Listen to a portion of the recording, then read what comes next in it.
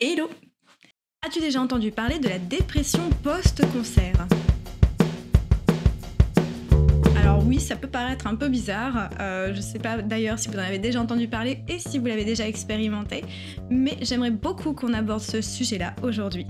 On en entend énormément parler sur les réseaux en ce moment suite au Hellfest ou les différents festivals, les différents concerts qu'on a commencé à avoir là à l'approche de l'été. Moi-même, le 21 juin, j'ai eu la chance d'aller voir Ed Sheeran en concert au stade de Villeneuve-d'Ascq et c'était absolument exceptionnel, c'était incroyable.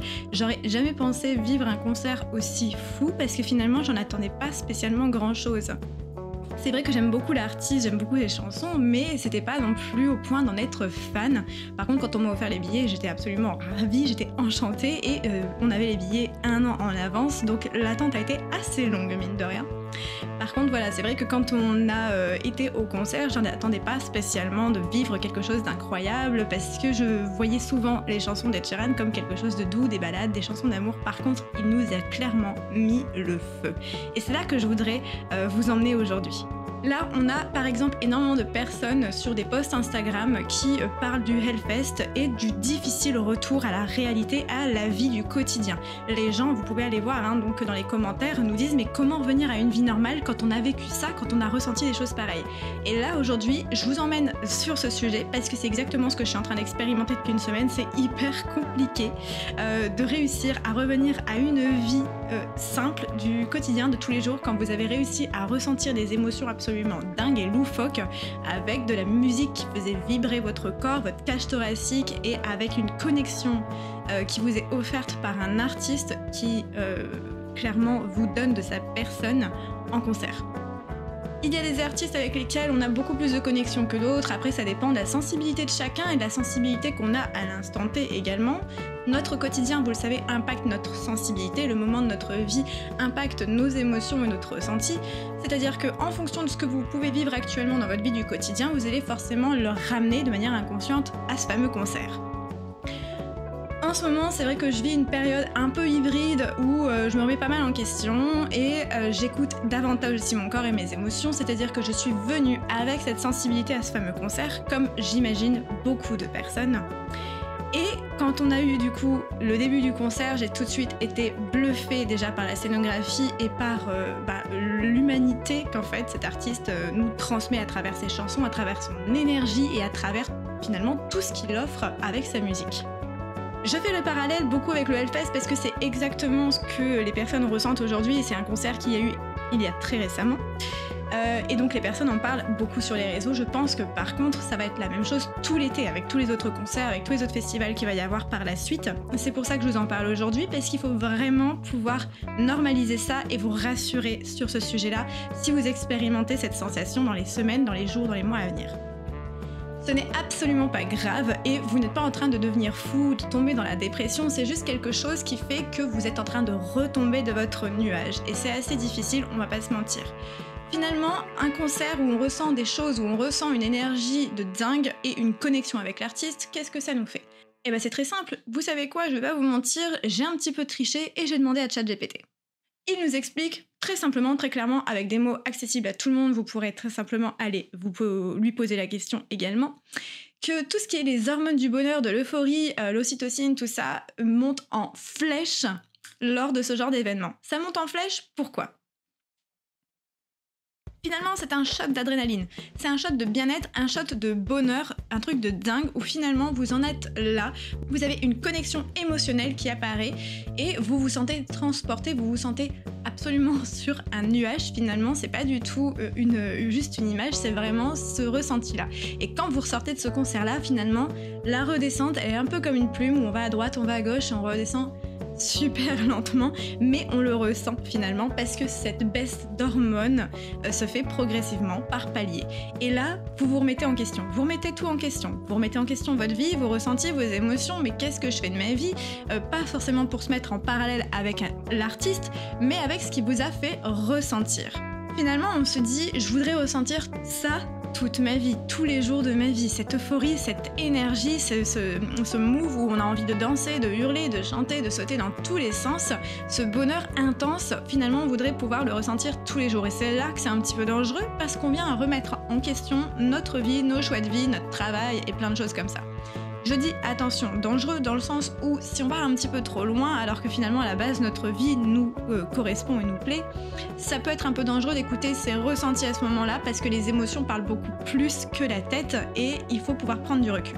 Par contre, vous le savez si vous avez regardé les vidéos de la chaîne précédente que j'ai déjà sorties, je suis vraiment partisante du écouter votre corps, vos ressentis et vos émotions et pas uniquement la tête. Donc je vous invite quand même, si vous le souhaitez, à vous poser la question. Pourquoi est-ce que je ressens ça à ce concert? Pourquoi est-ce que j'ai ressenti ça après le post-concert? Pourquoi est-ce que aujourd'hui je me dis que je voudrais vivre davantage? Parce que c'est ça finalement, on s'est senti extrêmement vivant. Et c'est ça qui est super beau. C'est pour ça qu'il faut vraiment le vivre et laisser l'émotion nous traverser. Parce qu'on s'est senti extrêmement vivant. Vivant comme on ne l'avait jamais été ou comme si on ne l'avait pas été depuis des années et des mois. Enfin, vous avez compris l'idée, grosso modo. Et on veut ressentir ça. On veut ressentir ce sentiment d'être vivant et de vivre pleinement. Quelque chose qu'on n'a pas d'habitude. Et donc, posez-vous la question. Qu'est-ce qui me rendrait davantage vivant au quotidien? De quoi est-ce que j'ai envie? Qu'est-ce qui pourrait m'apporter cette sensation vraiment où j'aurais une excitation la plupart du temps d'être en vie, de faire des choses, de voir des gens? Finalement, je pense qu'on peut transmettre cette émotion dans quelque chose de créatif, quelque chose de bénéfique pour nous, qu'il ne faut pas simplement la laisser traverser notre corps, notre esprit, nos ressentis et disparaître ensuite. Parce que c'est vraiment les chutes du Niagara finalement. Parce que moi, clairement, depuis une semaine, je suis une grosse chialarde. Alors évidemment, je suis en remise en question déjà de base, donc c'est ce que je vous disais. Avec déjà la sensibilité accrue que j'avais auparavant, ça ne m'a pas aidée.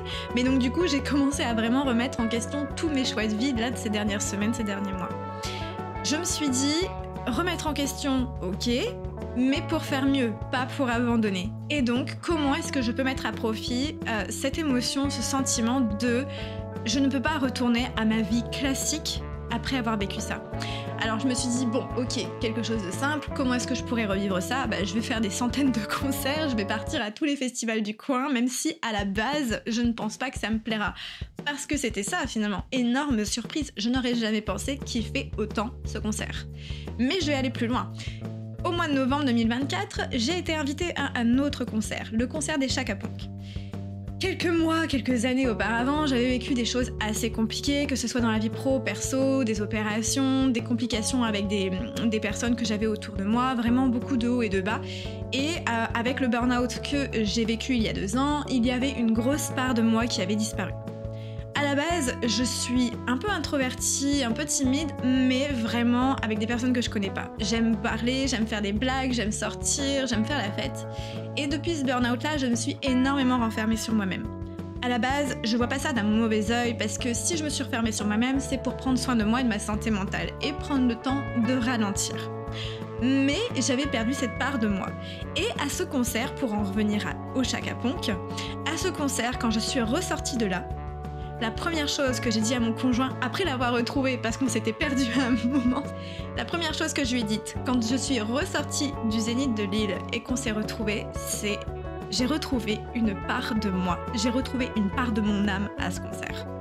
Parce qu'ils m'ont rendue vivante, parce qu'ils m'ont fait vivre lors de ces 2-3 heures de show absolument incroyables et indescriptibles. Si je peux, je vous incrusterai une petite vidéo.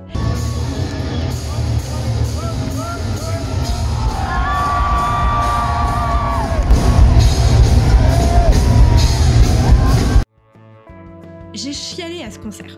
J'ai chialé, j'ai chanté, j'ai dansé, j'ai fait des choses que je n'avais jamais faites, ou du moins pas depuis des années.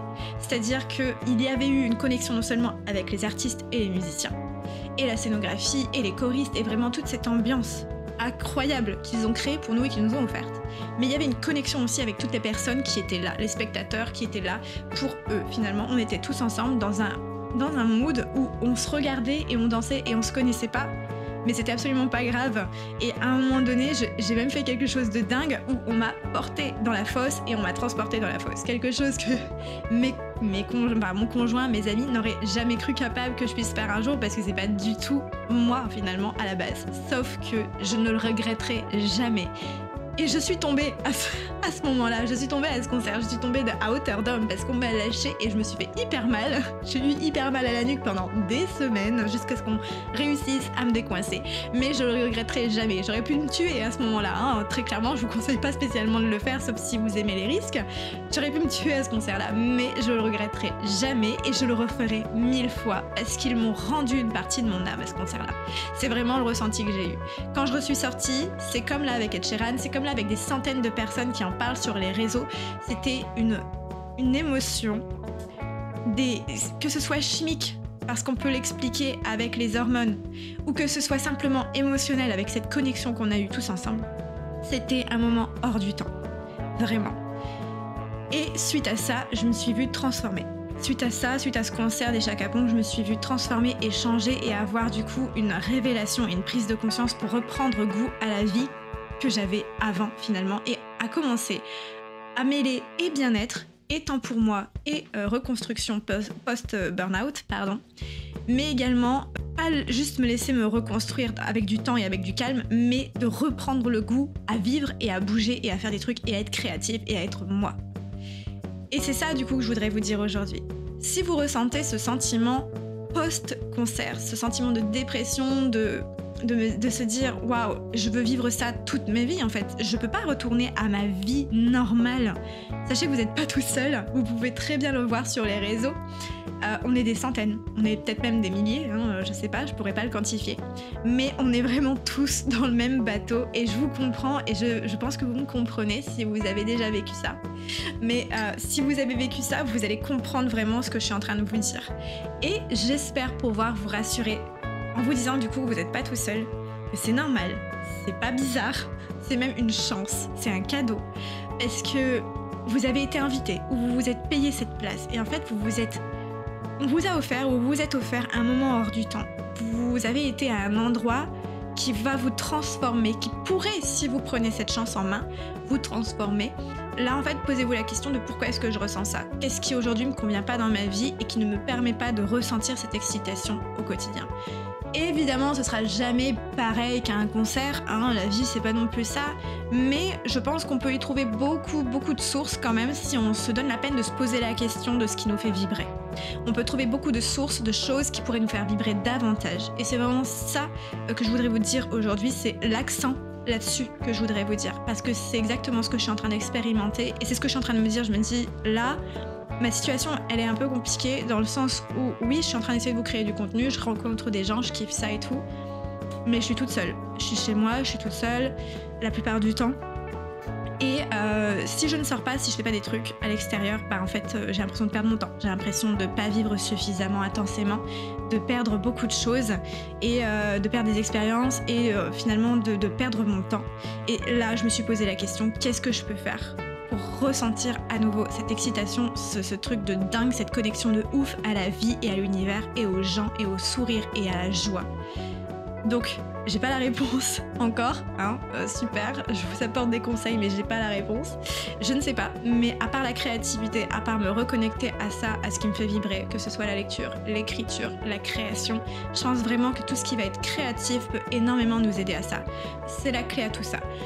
Après, oui, du coup, créativité, qu'on le soit de base ou non, il faut chercher à l'intérieur de soi ce qui nous fait vibrer, c'est sûr. Mais qu'est-ce qui aujourd'hui peut faire monter votre dose d'ocytocine, votre dose d'hormones du plaisir, du bonheur, de l'attachement ? Qu'est-ce qui aujourd'hui pourrait vous faire monter en flèche ça ? Enfin bref, du coup là moi j'ai un autre concert de prévu fin juillet qui est les Imagine Dragons. Et ça par contre, contrairement à Ed Sheeran, j'en attends énormément. Donc je ne sais clairement pas dans quel état je vais me retrouver suite à ce concert-là. Si déjà là, pour ce concert, je suis dans cet état-là où je chiale depuis une semaine parce que j'arrive pas à accepter cette redescente à la vie réelle du quotidien. Et Et donc simplement, je ne sais pas ce que là je vais expérimenter au retour de ce concert-là. Je vous raconterai si jamais il y a besoin de faire une vidéo fin juillet, début août. Très clairement, je pense que je vais kiffer. Ça va être une scène de dingue, ça va être une énergie de dingue. On va pas se mentir. Donc je pense que ça va être aussi très très difficile de retomber. En fait, clairement, t'as pas envie de retomber, t'as envie d'enchaîner les concerts et les tournées et tout ce qu'on peut parce qu'on a envie de maintenir ce niveau-là pour pas le redescendre. Mais pas le choix, il faut bien continuer à vivre. En tout cas, là, fin juillet, j'ai un petit peu peur. Je vais pas vous mentir, j'ai un petit peu peur de l'état dans lequel je vais me retrouver parce que ce concert va être incroyable et je pense qu'on va être encore plus dans cet état-là. On va être encore plus de personnes à vivre ça et à expérimenter ça parce que je pense que tous les concerts, tous les festivals qu'on est en train d'expérimenter et de faire tous ensemble là en ce moment, ça nous met au max. Mais alors, quand on va arriver à fin août, début septembre et que tout ça sera terminé, que la saison sera terminée, mais je sais pas du tout dans quel état on va se retrouver. Fin des vacances, rentrée. En tout cas, j'espère que cette vidéo vous aidera à comprendre ce que vous expérimentez en ce moment, ce que vous ressentez, que vous vous sentiez pas bizarre et tout seul et que ça ne vous inquiète plus de ce fait, de se sentir dans cet état-là parce que quand on comprend pas ce qu'on vit, ce qu'on expérimente et ce qu'on ressent, ça peut être très très inquiétant. J'en ai conscience, je le sais, je comprends. Pas d'inquiétude, vraiment. S'il n'y a pas de choses très particulières que vous vivez en ce moment, il n'y a vraiment pas de raison que ce soit dangereux, simplement acceptez.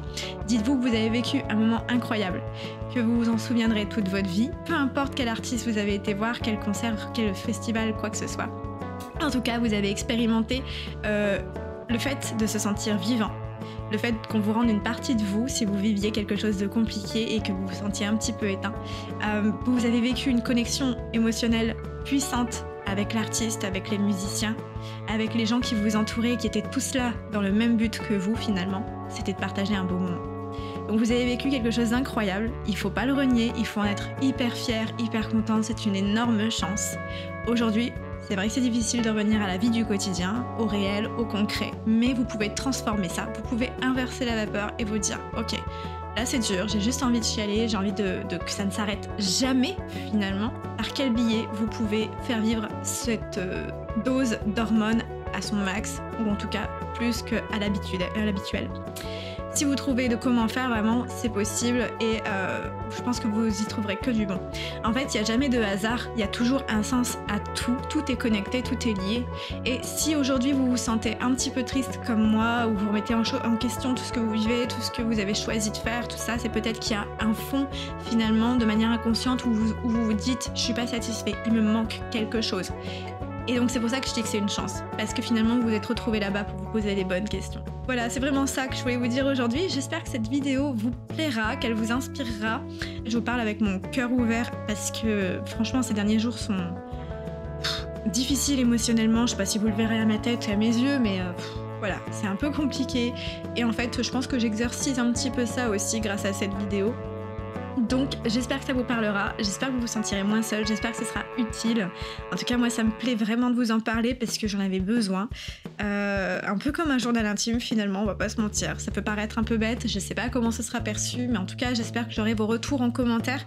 N'hésitez vraiment pas à échanger avec moi parce que ce serait vraiment avec grand plaisir. J'aime communiquer avec tout le monde et c'est pour ça que je fais ces vidéos là, c'est pour échanger avec vous sur différents sujets de la vie, de ce qu'on ressent, de ce qu'on expérimente, que ce soit le bien-être, la santé mentale ou d'autres choses finalement qu'on n'arrive pas spécialement à qualifier mais qu'on vit, qu'on expérimente et dont on a envie de parler. Ces vidéos elles sont vraiment là pour ça. N'oubliez pas de vous abonner, de liker la vidéo puis de me dire ce que vous en avez pensé. Ciao.